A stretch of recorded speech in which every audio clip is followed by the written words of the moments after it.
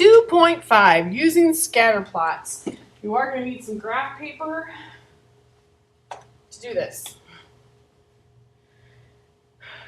Quick review, when you have a scatter plot and basically all the data is kind of in this direction, we make a line through that to represent those dots. That's called positive correlation.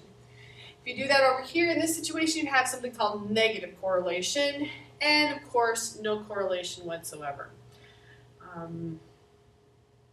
Yeah.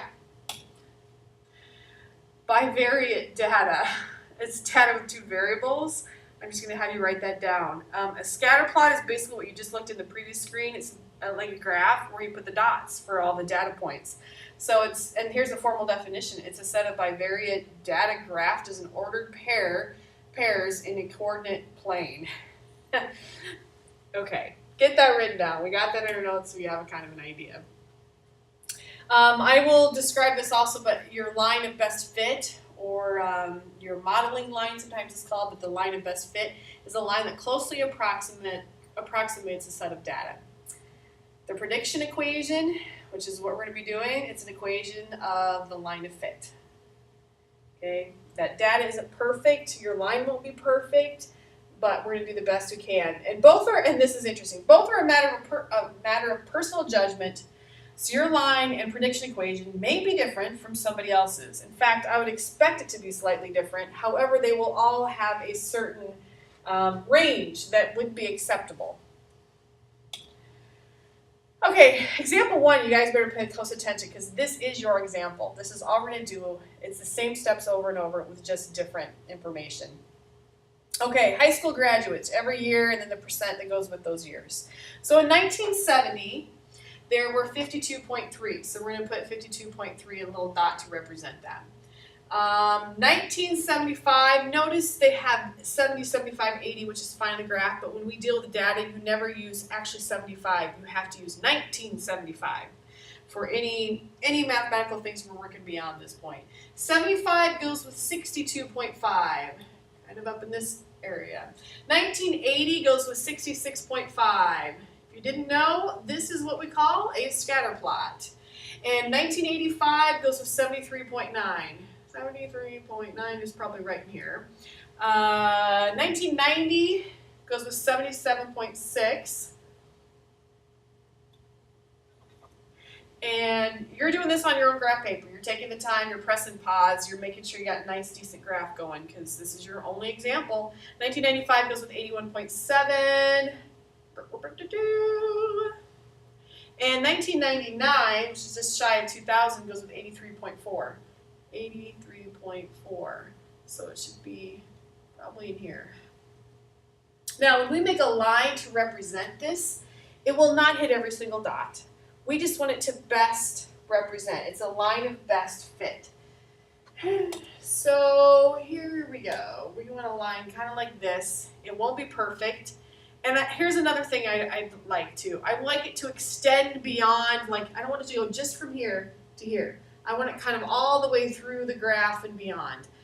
And I have a lot of kids think it has to start right here. It does not have to start right here. It goes with the data. There's going to be some give or take. Some kids are going to make it maybe a little more this way. Some are going to be in this category, but we should not have a line coming across this way. Okay, that would be bad. So here we go. To the best of my ability, right there. Notice this line isn't hardly touching any dots, and that's okay. It represents the dots. If the dots were to suddenly disappear, this line would represent the dots. Okay, by the way, I have my steps written out. Graph the data. Done. Step 2, make line of best fit. Done. Step 3, find 2 points on the line. Oh my gosh, my line doesn't really hit any of the dots. So we're going to come up with our own. If you have graph paper, I would strongly encourage you to find a corner. In addition to that, I always kind of like when you got one up here and one down here. I mean, I'd rather not have one here and one here. I kind of like to spread out a little bit. I don't have corners. I'm just going to kind of go right around in here. And I'm going to make another big dot maybe in here somewhere. It's not going to be perfect. Okay? So I'm making my 2 points on the line. Step 4, find slope from the 2 points. We don't want to find the slope of this point and this point because that slope is different than this slope. I mean, if you're not careful, you could even end up with maybe even a negative slope if you just pick 2 points that are on the graph. We need to find 2 points on the line. We take the slope of these 2 points.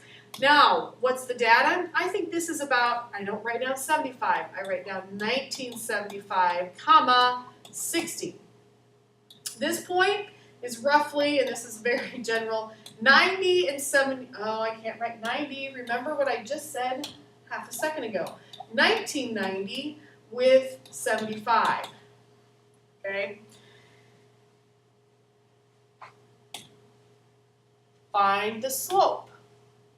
We cannot, I don't want you doing rise over run. Here's what kids do. They go, well, I'm going up 1 over 2, but it's not 1, it's actually 5. You're going over actually 5, you know? I don't want you to. It's not kind of, I do not want you to find slope from the graph on this. We got too many places for error, and I want you to actually use the numbers.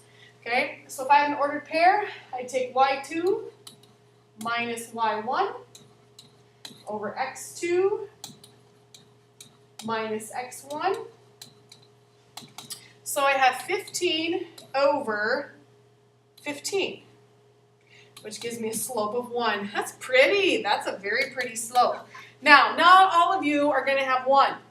I mean, if you're actually doing this on your own with your own points, but you should have something close to 1. Like you can have a 0.89, you can have a 1.6. No, maybe 1.6 is too much. 1.16, 1.2 would even be okay. I mean, there's a little bit of range with this that we'll accept. Okay, then what?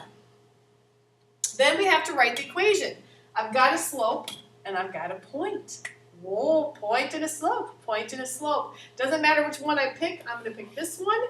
So I'm going to go y minus 75 equals my slope, I love that slope of 1, x minus 1990. Okay? Just because I think it means more to us to have slope-intercept form, I am going to switch it. So really all I need to do to switch is add 75 to both sides. Y equals x, and then minus 19, what is that, 25? Okay, now, what have I done here? I've written the equation, rewrite in slope-intercept form if necessary, which is what I'm doing. And here's the last step. Use the equation to predict any further information. So, what this means is, what if we want to predict the percent of grads for 2005? So that means my 2005 would be my x value, but I don't have a data point for it. Maybe I can see a part of the graph, you're like trying to, oh, this is how I can tell the graph is right here. Then I can just kind of estimate. But what if I said 2015? What if I said the year 2050? Okay, these are the things that happens when you want to build a new school or you want to put on new soccer. People want to know, what's our projection for the future? And you guys got to know too, if somebody gives you that data, how do they come by it? Do they do it correctly? I mean, they could just be telling you anything. You got to be like, no, I graphed it out. I found the equation. You're wrong, or you're right, whichever you want to be. Okay, so let's go back. We need to put 2005 in for my x value. So here I go. I'm going to come over here. I'm kind of running out of room. Y equals 2005 minus 1925. So y equals, oh my gosh, what is that, 75, 80? Is that 80? So what is that saying? In the year 2005, we would expect an 80% graduation rate if this trend continues. And that's the final step. It's the final step. Do-do-do, do-do-do, do-do-do, do-do-do, do-do-do, do-do-do, do-do-do, do-do-do.